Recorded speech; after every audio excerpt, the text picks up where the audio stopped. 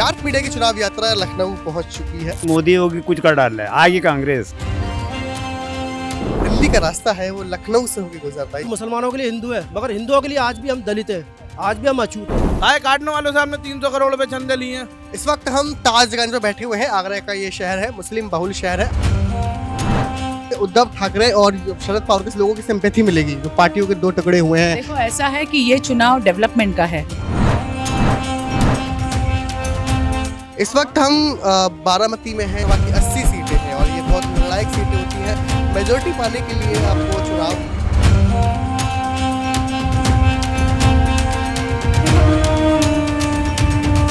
Jat media की चुनाव यात्रा एक ऐसे राज्य में पहुंच गई है जहां की राजनीति पिछले कुछ सालों में बहुत उलझी रही है, या यूँ कहें कि उथली पुथली रही है। राज्य का नाम है महाराष्ट्र। 2019 में असेंबली के चुनाव होते हैं। 5 दिन के लिए सरकार बनती है, फिर गिर जाती है। फिर 2.5 साल के लिए सरकार बनती है। फिर उस सरकार में कोई एक नेता है जो बगावत कर देता है। नाम होता है एकनाथ शिंदे। एकनाथ शिंदे बगावत करके कुछ एमएलएज के साथ, आई थिंक 40 या 41 एमएलएज के साथ बीजेपी में शामिल हो जाते हैं, एनडीए में शामिल हो जाते हैं और बीजेपी के साथ सरकार बनाते हैं। और क्या होता है, जो शिवसेना है उद्धव ठाकरे वाली, जो असली शिवसेना है वो उनके पास चली जाती है। शिवसेना के 2 टुकड़े हो जाती है। शिवसेना यूबीटी उद्धव ठाकरे की होती है और जो शिवसेना थी वो एकनाथ शिंदे के पास रहती है। उसके बाद 2023 में क्या होता है, अजीत पवार, एक नया नाम और निकल के आता है, अजीत पवार। अजीत पवार जो है अपने चाचा माने शरद पवार की जो पार्टी है एनसीपी, नेशनलिस्ट कांग्रेस पार्टी, वहाँ पर थोड़ा खेल खेल जाते हैं वो। अब समझने वाली बात यह है कि पहले शिवसेना के टुकड़े हुए, अब यहाँ पर एनसीपी के टुकड़े हो रहे हैं। चलो यहाँ पर तो वो था कि एक वो तो एकनाथ शिंदे थे, लेकिन यहाँ पे चाचा भतीजे वाला जो रिलेशन आ गया वो बड़ा दिलचस्प होता है कि कैसे चाचा भतीजे का रिलेशन हुआ कि दो एनसीपी के 2 टुकड़े हुए। एक तो हो गई कि एनसीपी शरद पवार वाली और एक हो गई एनसीपी अजीत पवार गुट वाली। जो अजीत पवार अभी एनडीए में है और डिप्टी चीफ मिनिस्टर भी है, वो बीजेपी पे 2023 में शामिल हो गए थे और वो वहाँ पर चले गए थे। बाद में शरद पवार ने बोला था कि ये इसलिए गए हैं, अभी नेटवर्क 18 में उन्होंने इंटरव्यू के दौरान कहा था कि वो इसलिए गए हैं कि उन पर ईडी और सीबीआई का प्रेशर था, ऐसा शरद पवार ने कहा है। बहरहाल हम जिस जगह का खड़े हैं इस जगह का नाम है पुणे, और पुणे मुंबई की 48 लोकसभा सीटों में सबसे ज़्यादा हॉट सीट है, क्योंकि इस बार ग्राउंड में है बीजेपी के मुरलीधर मोहोल और कांग्रेस के प्रत्याशी हैं रविंद्र ढांगेकर। और पिछली बार जो जीते थे बीजेपी के प्रत्याशी थे गिरीश बापट, जो अभी मौजूदा एमपी भी है, और वो पिछली बार 2019 में जीते थे। कांग्रेस के जो प्रत्याशी थे उनका नाम था मोहन जोशी, जो हार गए थे। 29% उनको वोट मिला था और गिरीश बापट को 61% वोट मिला था। लेकिन इस बार की जो लड़ाई है वो बड़ी दिलचस्प होने वाली है, क्योंकि जो पुणे वालों का माहौल है कुछ अलग दिखाई दे रहा है, मिजाज कुछ अलग दिखाई दे रहा है। तो यही जानने के लिए हम पुणे की जनता से जानेंगे, महाराष्ट्र की जनता से जानेंगे कि महाराष्ट्र में इस बार क्या होगा। क्या उद्धव ठाकरे को सिंपैथी मिलेगी, क्या शरद पवार को सिंपैथी मिलेगी, या महाविकास आघाड़ी जो अभी सब हैं, उद्धव ठाकरे हो गए अपने, शरद पवार हो गए, या कांग्रेस हो गई, आईएनसी हो गई, क्या कुछ होने वाला है, महाविकास आघाड़ी भी इसको बोलते हैं, क्या कुछ होने वाला है, यही लोगों से जानेंगे। तो आइए चलते हैं, बात करते हैं। पुणे मेरा पहला वो पड़ा है, महाराष्ट्र कवर कर रहा हूँ चुनाव, तो पुणे मेरा पहला स्टॉप है। पुणे के बाद बारामती। पुणे का माहौल जानने की कोशिश कर रहा हूँ कि पुणे में क्या माहौल चल रहा है, कांग्रेस का है, बीजेपी का है, और जो भी महाराष्ट्र में पिछले दिनों जो राजनीति में हेराफेरी हुई है, उथल पुथल हुई है, 5 दिन की सरकार, 2.5 साल की सरकार, 2022 में बदली सरकार, 2023 में एक नया मोड़ आया जब अजीत पवार एनसीपी लेकर अपने साथ एनडीए में आ गए। कैसे देखते हैं आप इसको? ये पॉलिटिकल स्टंट्स ही चलते हैं। जो सरकार गिरी है, तो सरकार गिरने के पीछे भी जो वजह है वो सभी जानते हैं। ईडी वगैरह को पीछे लगाकर ब्लैकमेल कर जो भी करके बीजेपी अपने पक्ष में लोगों को लिए जा रही है। वोट हम देते हैं जिस कैंडिडेट को, वो थोड़ा टाइम रुकने के बाद वो पक्ष छोड़ के चले जाते, मतलब और प्रोग्रेसिव प्रोडक्टिव कुछ हो रहा ही नहीं है। अल्टीमेट सफरर वोटर्स ही है। हम वोट दे रहे किसी को, वो हमारा वोट लेने के बाद दूसरी पार्टी में चले जा रहे हैं।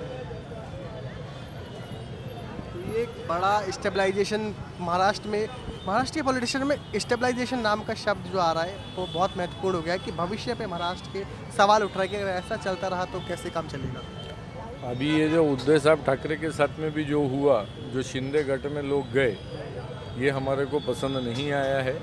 कांग्रेस की सरकार मिलके जो काम कर रही थी, बहुत अच्छा काम कर रही थी महाराष्ट्र के अंदर।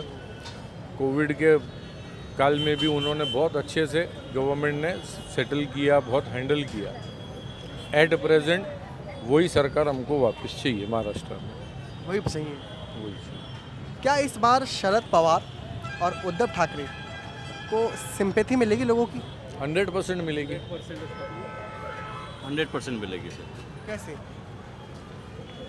बेसिकली अभी जो लोगों के वोटिंग के साथ हुआ है, जिसे हमने वोट जिसको दिया है, हमारा कैंडिडेट जिसको वोट दिया है हमने, तो वो वोट हमें ऐसा लग रहा है कि हमें कहीं ना कहीं धोखा हुआ है कि हमने जिसको कैंडिडेट हमारा प्रतिनिधि चुन के दिया था, ठीक है, वो प्रतिनिधि किसी और पार्टी में चला गया है, तो ये लोगों के साथ धोखा हुआ है, तो इसलिए हमें सिंपैथी मिलेगी। इसलिए सिंपैथी मिलेगी। अगर उसके बाद कुछ ऐसा मान लेते, एज्यूम कर लेते हैं, ऐसा मान नहीं लेना, हम क्लेम कर रहे हैं ना आप क्लेम कर रहे हैं, अगर सरकार जो है असेंबली इलेक्शन होते हैं तो बीजेपी की आती है, कांग्रेस की आती है, उसके बाद अगर गुटों शिवसेना के 2 गुट बन गए, कभी किसी ने सोचा था क्या? जो असली जो करता धरता थे, जिनके पापा बाल ठाकरे जिन्होंने पार्टी बनाई थी 1966 में, उन्हीं का आज से असली नाम चला गया और एकनाथ शिंदे के पास चला गया। एनसीपी शरद पवार, जो शरद पवार का तो एक अपना नाम है, बारामती में एक कद्दावर नेता है, एक महाराष्ट्र के, हिंदुस्तान की पॉलिटिक्स में उनको अच्छे नाम से जाना जाता है, उनकी जो पॉलिटिक्स में उनका किरदार है उसको भी जाना जाता है। तो क्या सब उसको लोग देख रहे हैं? यही जो कुछ पिछले कुछ सालों में जो हुआ है, जो अच्छी जो लोगों ने चुन के दी, जो वो सरकार जो गिराई, जिस टाइप से पॉलिटिक्स हुआ है, वो सब लोग जानते हैं कि ये जो हो रहा है गलत हो रहा है। अभी महाराष्ट्र के बच्चे ने ये सब जो उनके जो डिस्कशन होते हैं, सबको, छोटे बच्चों से लेके बूढ़े बुजुर्ग तक सब लोग इस चीज़ से नाराज़ है। और इसकी जो है अल्टीमेटली ये जो सिंपैथी की जो लहर है शिवसेना उद्धव ठाकरे के साथ और शरद पवार जी के साथ, ये इसी के वजह से है। और इसका रिज़ल्ट उनके फेवर में मैक्सिमम ये लोकसभा का जो आएगा वो 100% हमको तो लगता है उन्हीं के बाजू से जाएगा, एटलीस्ट महाराष्ट्र का। मेरा सवाल आप सबसे है, क्या महाराष्ट्र को मुंबई की नज़र से देखा जा सकता है? कि लोग बोलते हैं कि मुंबई का नाम आए तो महाराष्ट्र का नाम आए, विकास हो गया, क्या पूरे महाराष्ट्र को मुंबई की नज़र से देखा जा सकता है? बेसिकली इसीलिए हो रहा है कि Mumbai is a financial capital of India, right, तो इसीलिए महाराष्ट्र पे सबकी नज़र हुई है, तो महाराष्ट्र को मुंबई की नज़र से ही देखा जाता है। और मुंबई विकास के लिहाज से, विकास के लिहाज से एक्चुअली मुंबई का पॉलिटिक्स में शिवसेना, आज तक मुंबई बोले तो शिवसेना के नाम से ये करते थे। बाकी रूरल एरिया में कांग्रेस, राष्ट्रवादी का आउट ऑफ महाराष्ट्र। शिवसेना एकनाथ शिंदे वाली होगी या उद्धव ठाकरे वाली होगी इस बार? उद्धव ठाकरे वाली, जिसको बाला साहब ठाकरे ने पैदा किया, जो शिवसेना थी, आज तक 25-30 साल से मुंबई पर जो राज कर रहे, उन्होंने मुंबई के लिए किया भी बहुत। और शिवसेना का जो मुंबई में जो प्रस्ता आज तक, तो शिवसेना का मुंबई कर देखेंगे तो शिवसेना बहुत अहम रोल निभाता है। और बाकी जो रेस्ट ऑफ महाराष्ट्र है, वहाँ पे कांग्रेस जो बहुत पुराना ये है पक्ष है, उनका पारंपरिक वोटर है, और राष्ट्रवादी, इन्होंने रूरल एरिया में बहुत काफ़ी सारा ये किया है। तो शिवसेना का अगर देखेंगे तो आप जो पूछ रहे हैं कि मुंबई का और शिवसेना का, तो ये समीकरण जो है मुंबई का और शिवसेना का, तो ये शिवसेना के नाम से ही मुंबई को पहचाना जाए और उन्हीं को उसका फ़ायदा होने वाला है। और ये जो मैंने आपको बोला कि बाकी जो महाराष्ट्र का है राष्ट्रवादी और कांग्रेस, इनका पहले लोगों ने, अभी लोगों ने बीजेपी के टाइम पे 2014 से सोचा था कुछ तो चेंजेस आएंगे, अच्छे चेंजेस आएंगे। बीजेपी को मोदी जी को लहर में उनको पूरा फेवर किया, ये दिए, जिता के दिए। लेकिन जो आज जो हालात देख रहे हैं उस हिसाब से ऐसा लग रहा है कि नहीं, ये पहले वाले ही लोग अच्छे थे, इनको एक मोरालिटी थी, वो अपने प्रिंसिपल पे चलते थे।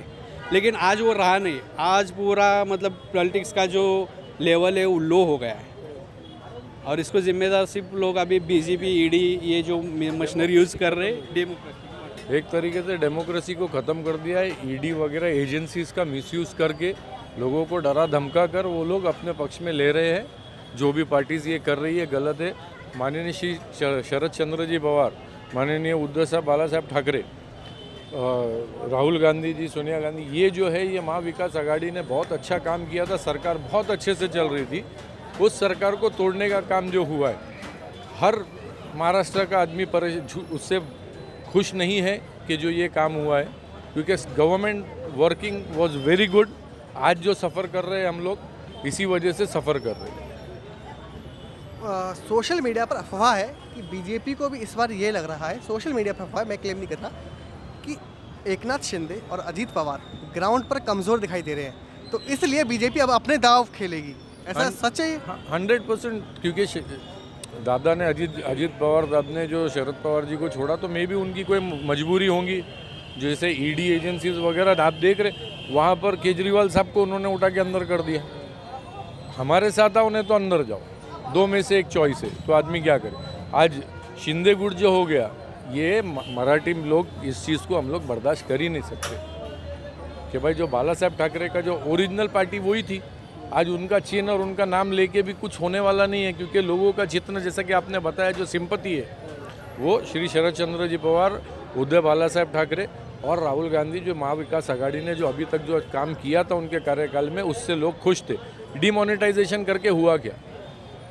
उससे कुछ बेनिफिट नहीं हुआ, लोगों ने बहुत सफ़र किया। आप उठा के देखिए, आज परेशान है लोग, उसी वजह से परेशान। कहते हैं, क्लेम तो करते हैं ये लोग कि काला पैसा और वाइट पैसा, कुछ ऐसा कहीं भी नहीं।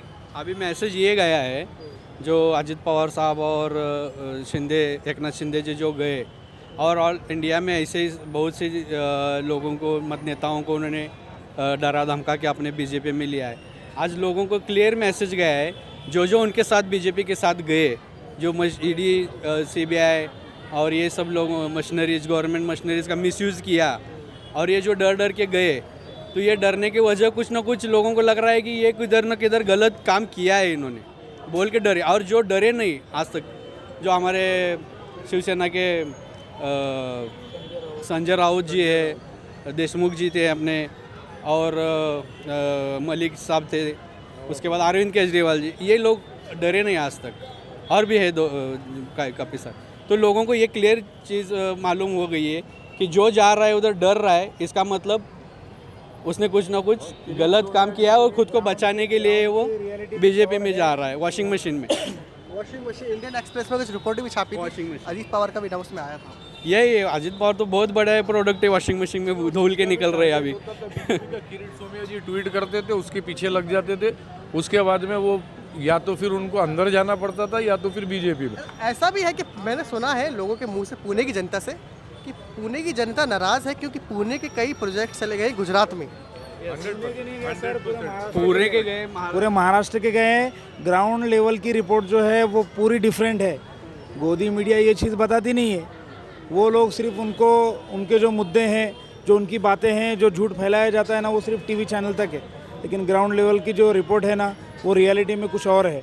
लोग नाराज़ हैं, और ये लोगों ने जैसे यंत्रणा, मतलब साम दाम दंड भेद जो कहते हैं ना, कि पूरा यूज़ किया इन्होंने, मतलब बदनाम करने के लिए। अपोजिशन की तो कोई बात सुनने को तैयार ही नहीं है, अपोजिशन को तो इन लोगों ने कहीं रखा ही नहीं। राजीव गांधी के वक्त भी जब पूरा मतलब फुल लीड से जब कांग्रेस जब सत्ता में आई थी, तब भी उन लोगों ने अपोजिशन की बातों को सुना था। लेकिन अब की रियलिटी ऐसी है कि लोग अपोजिशन को सुनना ही नहीं चाहते, अपोजिशन को अपने बाजू में देखना ही नहीं चाहते। मेरा मुद्दा वही था कि विकास जो मतलब कई प्रोजेक्ट से गुजरात चले गए, क्या मतलब, क्या ये सच बात है? पुणे की जनता नाराज़ है? पुणे की नहीं, पूरे महाराष्ट्र की जनता नाराज़ है इसको लेके कि यहाँ पे मुंबई से लेके पूना तक जितने भी थे बिजनेसेस, सब गुजरात में शिफ्ट हो चुके हैं, जिसकी वजह से आज सब, और ये अभी इलेक्शन के अंदर लोग जवाब देंगे, वोटर्स जवाब देंगे कि ये फिर से महाविकास आघाड़ी की सरकार आएगी। माहौल जान रहे हैं पुणे का, क्या माहौल चल रहा है? अच्छा, कांग्रेस आगे है या बीजेपी आगे है? कांग्रेस। वो कैसे? अरे कांग्रेस को हम लोग देंगे ना, अच्छा, तो वही आगे है। क्या मतलब, क्या रीज़न है कि आप उनको वोट दे रहे हो ऐसा, कि ये बातें कर रहे हैं मेरे लिए, मैं इसलिए वोट दे रहा हूँ? 10 साल मोदी जी को देखे, अभी वापस कांग्रेस को एक बार और देखेंगे हम लोग। बदलाव चाह रहे हैं, मतलब बदलाव चाहते हैं। बदलाव काम हुआ है बीजेपी की सरकार? क्या चीज? काम हुआ है, सरकार चल रही है एकनाथ शिंदे और बीजेपी की जो भी चल रही है? नहीं नहीं, हमारे लोगों के लिए तो कुछ, अभी जब से आया है मंदिर मस्जिद ये सब मुद्दों से, उसको और कुछ दूसरा मिल ही नहीं रहा है। कभी भी देखो तो खाली एक दूसरे का लड़ाने का वही सब काम होता है। इसके लिए अभी इस बार तो हम लोग कांग्रेस को ही कर रहे हैं सपोर्ट। क्या माहौल लग रहा है? महंगाई बहुत बढ़ रही है, महंगाई की परेशान है गरीब लोग, कैसे जिएंगे, कैसे रहेंगे। हाँ, ये अपना काम बनता, ऐसा इनका कहना है। गाली मत दो, गाली का नहीं, इनका ऐसा है मतलब कि ये जनता का कुछ भी होने दो, अपने को उसका जनता का नहीं पड़ता, अपना खाली भरो, ऐसा है। ओ तो इस बार कांग्रेस का रुझान लग रहा है इस बार। हाँ, 100 में 80 बेईमान है, फिर भी मेरा देश महान है बोलते ये लोग ऐसे है। 100 में 80 बेईमान, फिर भी मेरा देश महान, कहीं का महान है, सब घान होगा, सब देश महान नहीं है अभी। आप महाराष्ट्र की राजनीति को देख रहे होंगे, कितने बदलाव हुए, देखे कैसे दिख रहे हैं बदलाव को? अरे कितने परेशान है लोग, उनको लोग को क्या मालूम, उनका खुद का परिवार है क्या मोदी का? खुद का जिसका परिवार रहता ना, उसको मालूम रहता है कि क्या चीज़ है परिवार। हाँ, उसको बीवी बच्चे है क्या? हाँ, जिसको परिवार रहता है ना, उसको मालूम रहता है कि क्या चीज़ है परिवार, कैसा चलाना, हाँ, कैसा काम करना, कैसा मेहनत करके लाना पैसा, कैसा बाल बच्चों को पालना। हाँ, ये क्या है, ये सब चोरों की सरकार है ये। हाँ।